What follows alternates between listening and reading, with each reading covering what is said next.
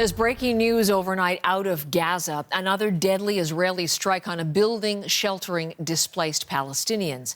This time, the building is a United Nations school turned civilian shelter, and the UN says several of its workers were among those killed.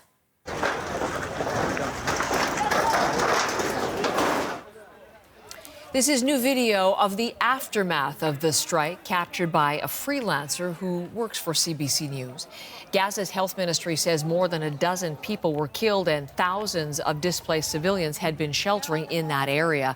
Sasha Petrusik leads our CBC News team in Israel, and he's in Jerusalem this morning with the latest confirmed details. Heather, most of the information that we are getting is from eyewitnesses, also from, as you say, freelancers that we have in the area, because foreign news crews are not allowed in to cover this sort of thing.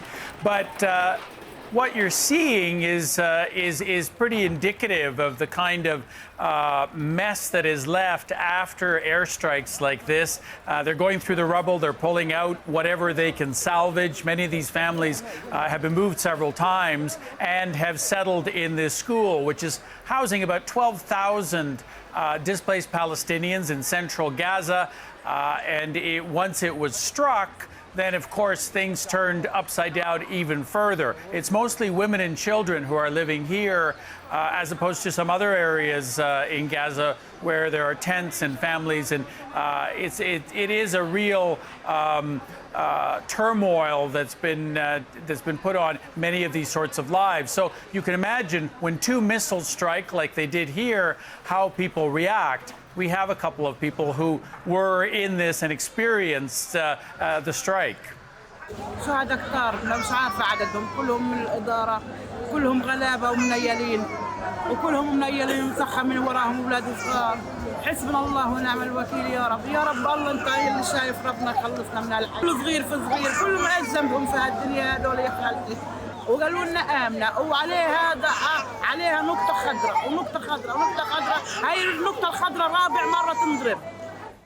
Now, the school itself, which has been turned into this refuge, is being run by the organization UNRWA, which is a UN organization that is the main one responsible for providing aid for Palestinians in Gaza. And 6 of its workers, were being told by UNRWA, were also killed during this strike. It's a very dangerous job, and you know, we've seen many aid workers either being injured or killed over the past months. This is the single biggest loss of life among the people who are working for UNRWA as well. So among those that are dead are not only the ones that are sheltering, but also those trying to provide aid, which has become very, very difficult throughout Gaza, as we've seen. Heather? So as they start to appreciate, Sasha, the full magnitude of this, has there been any reaction from UNRWA, from the UN, to the loss of those workers? And I'm also wondering about Israel. What is it saying about this latest strike? Israel's not saying much. It's saying that it had to go after Hamas fighters. It had to go after a Hamas command post, which was inside or near the school. They have been saying in general that Hamas fighters have been using civilian shields, and that's why they have to carry out some of these strikes that we've seen on heavily populated areas. No comment on the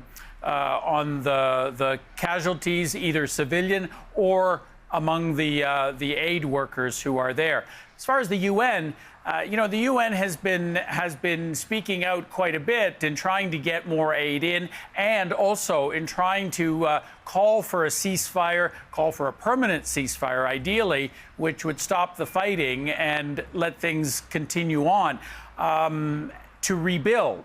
The head of the UN, the Secretary General, had some comments about that whole process and about everything that he's seeing, including the deaths of so many aid workers. This is what he had to say.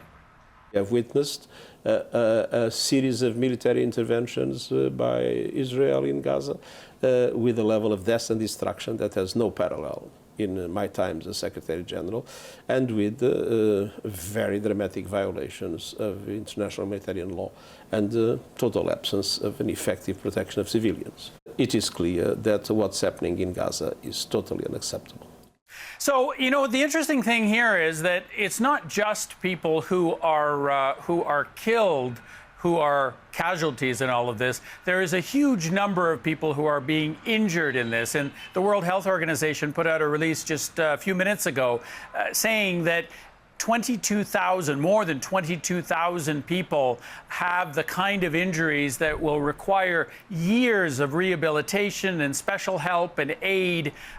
So even once this war finishes, Gaza is still going to have a very long road before it can recover. And so many people are going to have an even longer road before their lives can be put back together again, including those who have survived but are injured. Heather? Sasha, thank you. Sasha Petrusek from Jerusalem.